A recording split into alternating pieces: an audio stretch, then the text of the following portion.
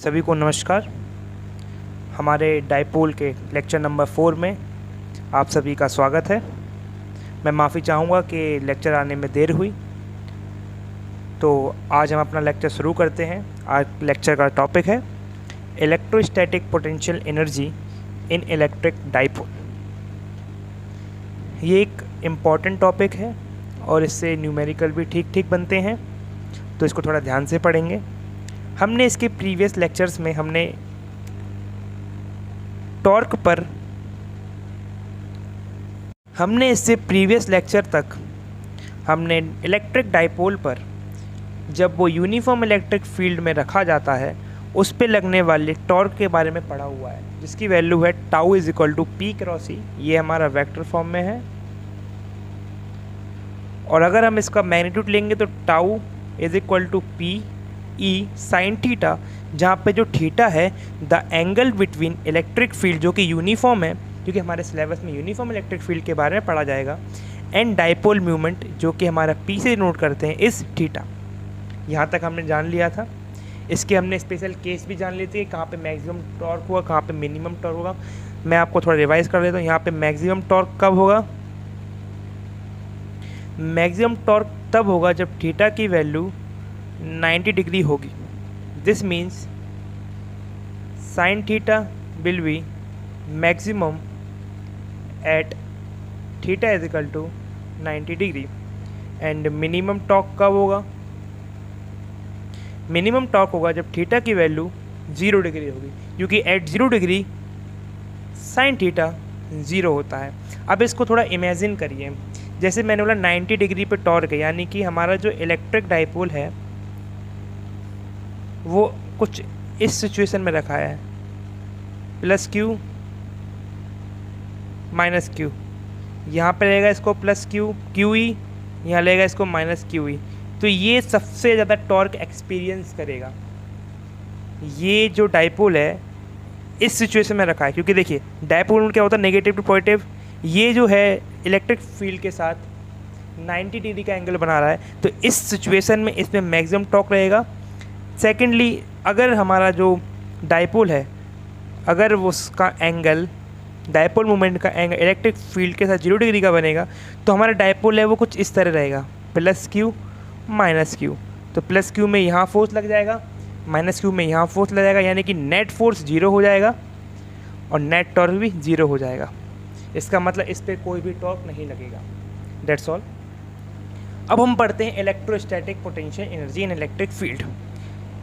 Electrostatic potential energy से मतलब है कि हम इस जो डाइपोल है हमारा, कौन सा, ये जो डाइपोल है, इसको घुमाने में जितना वर्क हम डन करेंगे, क्या बोला मैंने, इस डाइपोल को जितना घुमाने में हम वर्क लगाएंगे, वो वर्क जो है वो पोटेंशियल एनर्जी के रूप में इस डाइपोल में स्टोर हो जाएगा। क्या समझे? कि जो भी हम वर्क करेंगे, वर्क किस लिए करेंगे? इस डाइपोल को घुमाने में, वो वर्क इस इलेक्ट्रिक डाइपोल में इलेक्ट्रोस्टैटिक पोटेंशियल एनर्जी के रूप में स्टोर हो जाएगा। अब वो जो इलेक्ट्रोस्टैटिक पोटेंशियल एनर्जी वो कितनी होगी, इतने से इतना घुमाने तक, यानी कि एक पॉइंट से दूसरे पॉइंट तक ले जाने तक कितनी एनर्जी लगने वाली है, कितना वर्क होने वाला है, और जितना वर्क हम करेंगे उतना ही अमाउंट पोटेंशियल एनर्जी के रूप में स्टोर होगा, वो हमें कैलकुलेट करना है। That's all. तो हम क्या करेंगे, हमने प्रीवियस अपने क्लासेस में पढ़ा, 11th क्लास में पढ़ा है, work is equal to F into d s, force into displacement. हम क्या करेंगे, इस डाइपोल को जो है, इस डाइपोल को डी थीटा एंगल से रोटेट करेंगे। किस तरफ? इस तरफ ही क्यों किया? क्योंकि इस तरह जो हम करेंगे इसको रोटेट, इस तरह हम इसको रोटेट करेंगे यानी घुमाएंगे, तो ये इस तरफ को आने को टेंड करेगा, यानी कि कुछ ना कुछ एनर्जी लगाएगा, कुछ ना कुछ वर्क करेगा, और वही वर्क हमको कैलकुलेट करना है। So D W is equal to, यहाँ पर एफ का काम कौन कर रहा है, टाउ, टाउ डी एस, कितने से हमने इसको डिस्प्लेस किया है, डी थीटा से, टाउ डी थीटा। यहाँ तक कोई दिक्कत?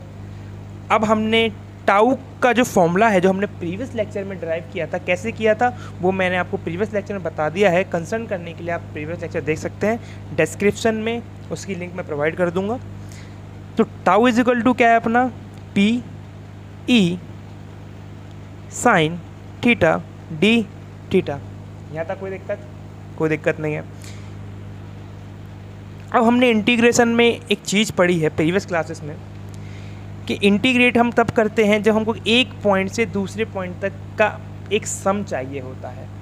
अब जैसे कि मैंने इसको लेट सपोज मैंने थीटा 1 से थीटा 2 तक मैंने इसको रोटेट किया, तो इस थीटा 1 से थीटा 2 तक मुझे कितना वर्क करना पड़ा, मुझे इसको कैलकुलेट करने के लिए मुझे इंटीग्रेट करना पड़ा, क्योंकि यहाँ पे हमने छोटा सा डिस्प्लेसमेंट किया है, और छोटे छोटे डिस्प्लेसमेंट के साथ साथ छोटे छोटे डिस्प्लेसमेंट के साथ साथ हमने एक बड़ा डिस्प्लेसमेंट किया है।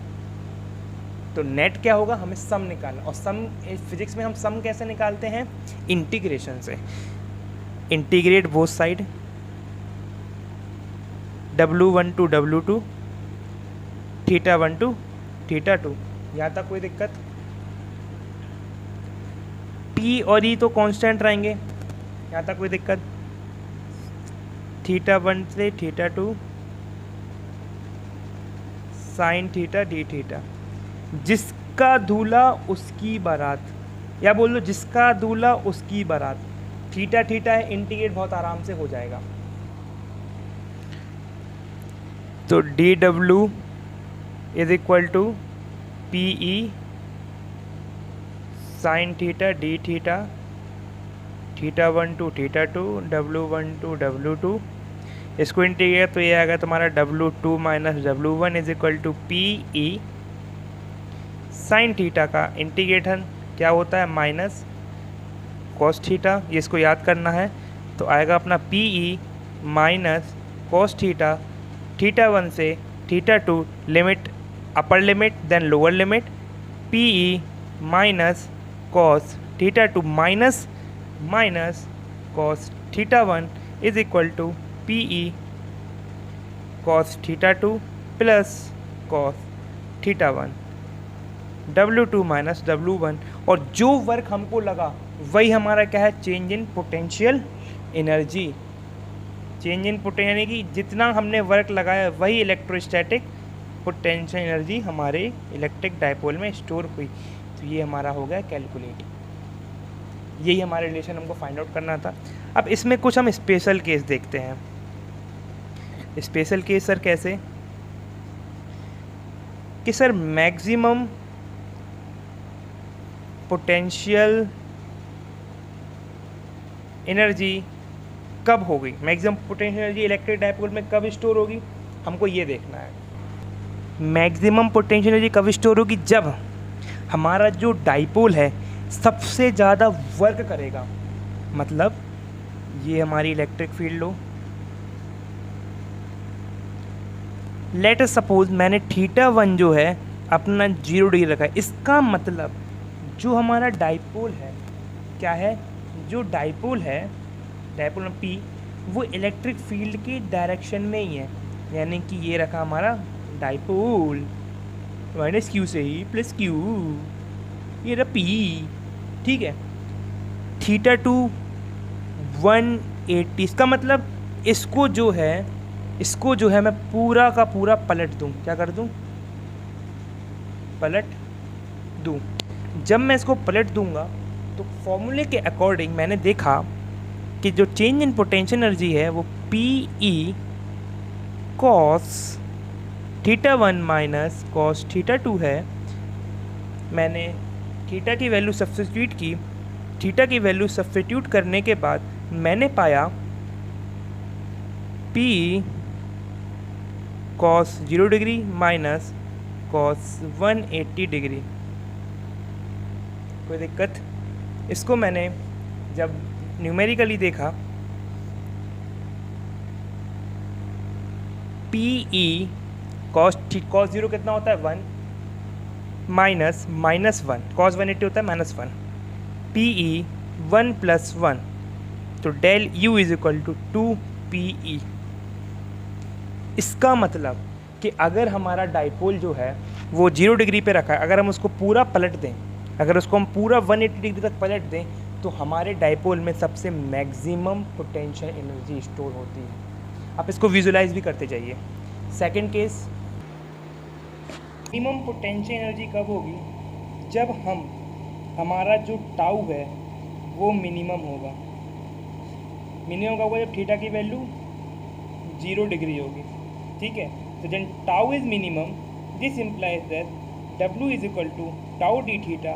जब टाउ 0 होगा तो हमारा वर्क है वो भी 0 हो जाएगा, तो हमारा मिनिमम वर्क की कंडीशन हो जाएगी।